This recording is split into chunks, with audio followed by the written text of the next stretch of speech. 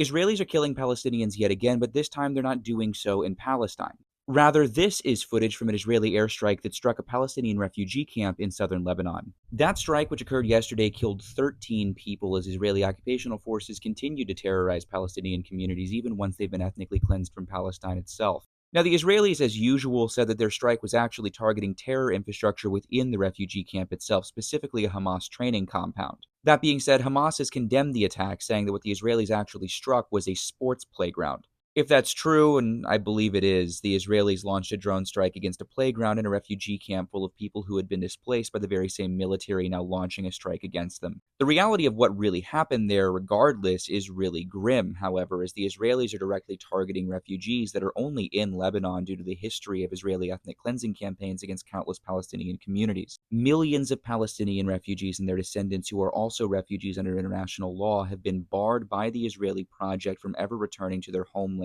forced to live permanently within refugee camps in bordering nations. Many of them are actually even internally displaced within Palestine itself. In fact, 70% of the population of Gaza are actually internally displaced Palestinian refugees. What we're seeing in strikes like this is evidence that Palestinians, even after being ethnically cleansed, even after being forced out of their cities, towns, and villages, are still being deliberately targeted by a genocidal occupational military force that is hell-bent on their annihilation no matter where they might reside.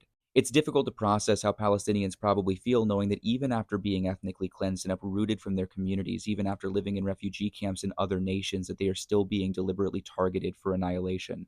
That is the violent reality of Zionist settler colonialism. There is no place where Palestinians are truly safe. There is no place where Zionists will not target them because the existence of Palestinians itself is an existential threat to the colony. It's worth thinking about, especially with these so-called peace deals, about how millions of Palestinians, with or without a ceasefire, are still going to be living displaced in refugee camps in countless other areas than the places they call home. But yeah, as always, free Palestine, Assalamu alaikum, and have a great day.